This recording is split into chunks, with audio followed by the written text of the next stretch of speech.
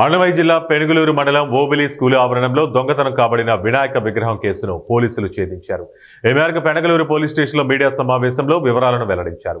Konduru cross road వద్ద 10 మంది మగవారిని 3 మహిళలతో పాటు 13 మంది అనుమానితుల్ని అదుపులోకి తీసుకున్నామని, గుప్త నిధుల కోసం నందలూరు మండలం మందన గోపాలపురానికి చెందిన చుక్కా రవి మరికొంతమంది గత నెల 23వ తేదీ రాత్రి అందరూ ముఠాగా ఏర్పడి ఓబిలి స్కూలు వద్దకు చేరి వేకువజామున సదరు వినాయక విగ్రహాన్ని ఈడ్చుకుంటూ ఓదేటివారిపల్లి గ్రామానికి వెళ్లి దారిలో ఒక ట్రాక్టర్లో ఎక్కించుకుని అక్కడి నుంచి ఏటి మార్పురం చెరువు వెళ్లి అక్కడ విగ్రహాన్ని దింపి గుప్త నిధుల కోసం పూజలు చేసి సమ్మెటితోటి విరగొట్టగా సదరు వినాయక విగ్రహంలో ఎటువంటి నిధులు లేకపోవడంతో విగ్రహాన్ని అక్కడే ఉన్న కుంటలో పడివేసినట్లు తెలిపారు.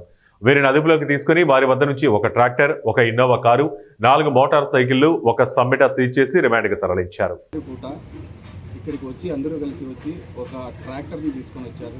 4 మోటార్ సైకిళ్ళు, ఒక ఇన్నోవా వాహనం, అందరూ కలిసి వచ్చి ఆ విగ్రహాన్ని పెకిలించి దాన్ని తాడుకు కట్టుకొని తీసుకొని పోయి మెయిన్ రోడ్డుకి తీసుకొని వచ్చి ఆ ట్రాక్టర్లో తీసుకొని ఈటిమాపురం చెరువు దగ్గరికి తీసుకెళ్ళి దాన్ని పగలగొట్టి చూస్తే దాంట్లో ఏమీ లేవు.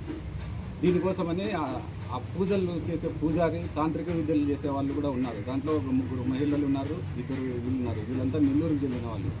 వాళ్ళని ఈ మెయిన్ వ్యక్తి ఎవరైతే రవి అనే అతను ఉన్నాడో, నందలూరు మండలానికి సంబంధించిన వ్యక్తి, వీళ్ళందరినీ సమకూర్చుకొని దీంట్లో ఏమైనా గుప్త నిధులు ఉంటాయేమో అనే ఉద్దేశంతో ఆ విగ్రహాన్ని అక్కడి నుంచి తీసుకెళ్ళి ఈటిమాపురం చెరువు దగ్గరికి వెళ్ళి అక్కడ దాన్ని ముక్కలుగా చేస్తే దాని లోపల ఏం దొరకలేదు.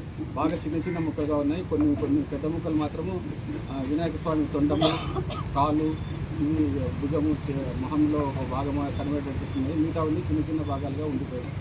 ఈరోజు ఉదయం వాళ్ళని అందరినీ కొన్ని అరెస్ట్ చేసేసి ఎందుకు చేశారు ఏంటి అంటే దాంట్లో ఈ విధంగా బంగారు ఉంటుందనే ఉద్దేశంతో మేమందరం కూడగట్టుకొని చేశాము. కానీ బంగారు ఏమీ దొరకలేదు అని చెప్తున్నారు. కాకపోతే గుప్త నిధులను తవ్వేది నేరమే, దానికోసం ప్రయత్నించడం నేరమే. కాబట్టి మేము వాళ్ళందరినీ అరెస్ట్ చేసేసి ఈరోజు వాళ్ళ దగ్గర ఉండే వాళ్ళు చూపించిన విగ్రహాల ముక్కల్ని, తర్వాత వాళ్ళు నేరాన్ని చేసేదానికి ఉపయోగించబడిన ఒక ఇన్నోవా కారు, ఒక ట్రాక్టరు, 4 మోటార్ సైకిళ్ళు, మరియు ఆ పూజారి దగ్గర బ్యాగ్లో వెతికితే అతని దగ్గర